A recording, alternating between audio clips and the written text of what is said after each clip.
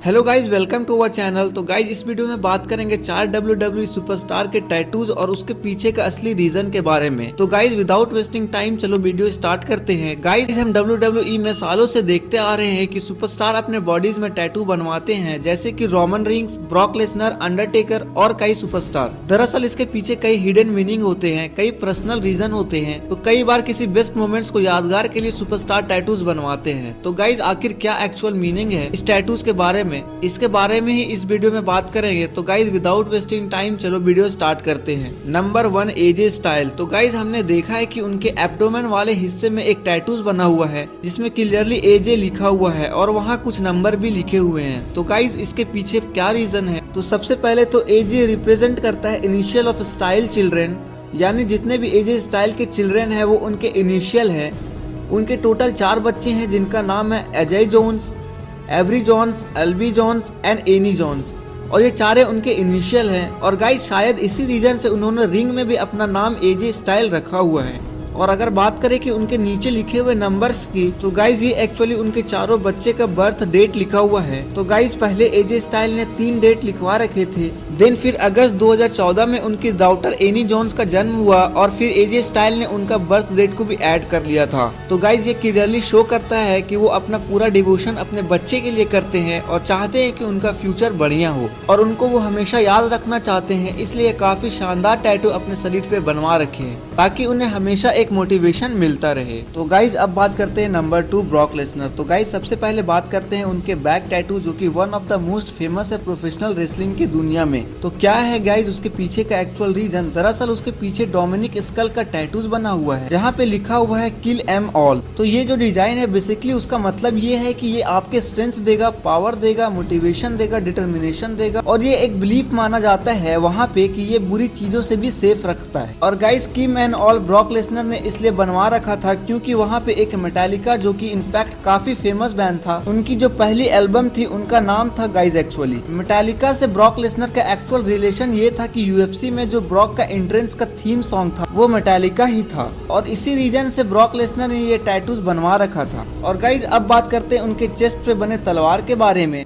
तो गाइज इसके पीछे की कमाल रीजन ब्रॉक लेसनर ने बताया था। 2011 में ऑटोबायोग्राफी में उन्होंने बताया था कि गाइज ये टैटू उन्होंने तब बनवाया था जब वो काफी ज्यादा ड्रंक किए हुए थे, यानी एक्चुअल में उन्हें पता नहीं था कि उनके साथ क्या हो रहा है। दरअसल गाइज ब्रॉक लेसनर उस वक्त WWE के साथ एक लीगल डिस्प्यूट में फंसे हुए थे, जहां WWE कोशिश कर रही थी कि ब्रॉक लेसनर को रोकने से, ताकि वो न्यू जापान प्रो रेसलिंग में जाके काम ना कर सके।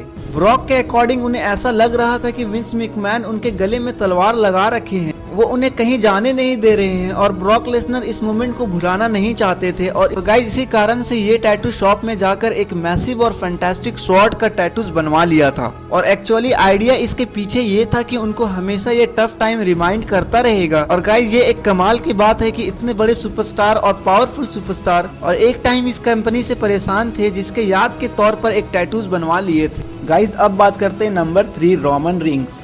गाइस सबसे पहले तो रोमन रिंग्स का शानदार टैटू, जो कि उनके चेस्ट और शोल्डर से लेकर स्लीव तक जाता है, वो एक्चुअली बनाने में 17 घंटे का टाइम लगा था, जो कि रोमन रिंग्स ने ये बात रिवील की थी। और उन्होंने इस टैटूज को आर्टिस्ट का नाम भी बताया था, जो कि था माइक फतूतवा। तो गाइज एक्चुअली इस टैटू का मीनिंग ये था कि ये उनके समोअन कल्चर को रिप्रेजेंट करता है, जैसा कि हमने रॉक, उसोज और कई सारे सुपरस्टार को भी समोअन कल्चर से बिलोंग करते हैं, उन्होंने भी इस तरह के टैटूज बनवा रखे हैं। देन रोमन रिंग्स के हाथ के लास्ट एरिया में एक टर्टल बना हुआ है, और बेसिकली जब रोमन रिंग्स के इसके बारे का मीनिंग पूछा गया और उन्होंने बताया कि उन्होंने ये अपने डॉटर के लिए बनवा रखा है, बट एक्चुअली रीजन उन्होंने नहीं बताया, और उन्होंने कहा कि उसका एक्चुअल मीनिंग मेरे और मेरे डॉटर के लिए है। बट गाइस प्रोबेबली इस टाइटल के पीछे का रीजन ये हो सकता है कि लाइफ में प्रोटेक्शन मिले, पीस मिले और एक पर्सन का हेल्थ बना रहे, और शायद इसीलिए रोमन रिंग्स ने ये टर्टल बनवा रखा। गाइज अब बात करते हैं नंबर 4, अंडरटेकर। तो गाइज लेजेंडरी अंडरटेकर ने काफी सारे टैटूज बनवा रखे हैं। सबसे पहले बात करते हैं उनके नेक पर बने टैटूज के बारे में।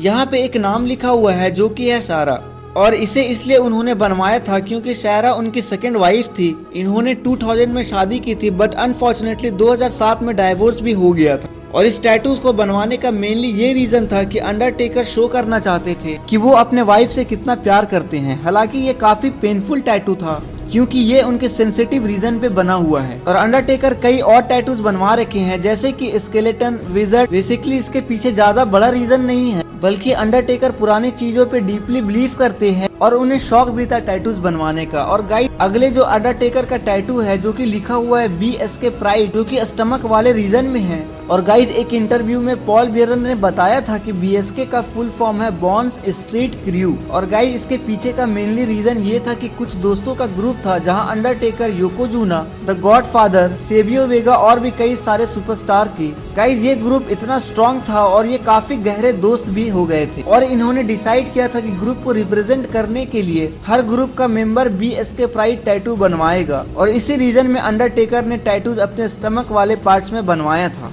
तो गाइज ये थे WWE के 4 सुपरस्टार और गाइज उनके टैटूज के एक्चुअल रीजन के बारे में। तो गाइज इसी तरीके के वीडियोस पाने के लिए हमारे इस चैनल को लाइक, शेयर एंड सब्सक्राइब करके बेल आइकन जरूर प्रेस करें।